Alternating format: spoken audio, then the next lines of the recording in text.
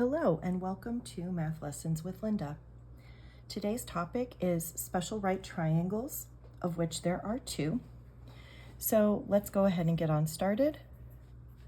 The first special right triangle is a 45, 45, 90. So let's draw that. So if you remember from geometry, when you have two angles that are the same in a triangle, it's isosceles. And we do have two angles that are the same in our triangle. They are both 45 degrees. So that means that the sides that are opposite those angles are congruent. So I'm going to mark those as being the same. And our 90-degree angle, again, is opposite from our hypotenuse.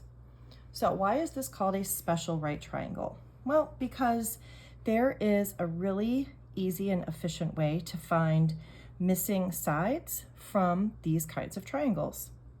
So I'm going to give you the values and then we will verify why this actually works, and it will make doing these kinds of problems in your trig or algebra 2 class much easier. I'm going to choose to let both of my legs of my triangle, as they're called, be 1. And I'm going to then let my hypotenuse be the square root of 2. And these look like random numbers. But let's see why I chose these. I'm going to use the Pythagorean theorem to verify that this is actually a true statement. So that means I should be able to take the legs and square them and add them together, and that should equal the square of my hypotenuse. So let's see if that works. So I'm going to let A be 1 squared. That can be this leg.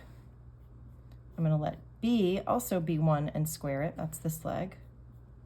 And C is my hypotenuse, so the square root of 2. And I'll square that. So I get 1 plus 1. And then when I square something that is also having the square root taken, my answer is just that number. So the square root of 2 times the square root of 2 would be the square root of 4, which is just 2. And then lastly, 1 plus 1 is 2, and 2 equals 2. That checks out. So I chose these values because they're pretty small. I could choose other numbers that would make this work, and that's kind of where we get our rule from. So here's the rule.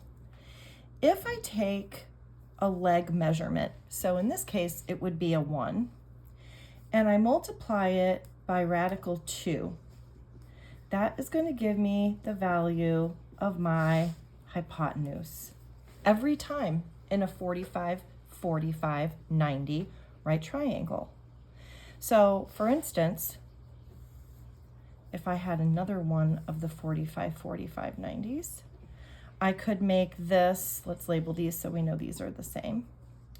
I could label this 6, and I could label this 6, and I would know that if I multiply the leg by the square root of 2, 6 square root of 2, there's my hypotenuse. How do I know it's true? Well, again, you can plug in these values and use the Pythagorean theorem, and it's going to work every time. So now you're like, well, what happens if I don't have a leg? What happens if I just have the hypotenuse? So let's talk about that. Let's draw a different triangle. This doesn't quite look 45, 45. It is. And let's just give ourselves a hypotenuse, right? So let's make the hypotenuse 8. So I don't know what either of these are, but I know that they're going to be the same. If I find one, I have found both. And remember what we did to get the hypotenuse. We took a leg and multiplied it by the square root of 2. If I want to undo that, I'm going to take my hypotenuse and I'm going to divide it by the square root of 2. So I have this. Now, no math teacher will let you leave a radical in the denominator, so we need to rationalize our denominator. I'll multiply both of these by the square root of 2. So I get 8 square root of 2 in the numerator. Remember, if we multiply a square root of 2 by itself, we get the square root of 4, which is just 2. So now I can reduce 8 divided by 2, so I get 4 radical 2. So this number is what my legs are. So 4 square root of 2 here, and I'll put a 4 square root of 2 here. So when we have the hypotenuse, if there is no radical here, when we divide, the radical pops up and it'll be in one of our legs. And again, you can check all of these if you're unsure at the beginning by using the Pythagorean theorem, and that will verify that you have gotten the right values. So that is how you can quickly and easily find legs of a 45, 45, 90 right triangle and not necessarily have to use the Pythagorean theorem.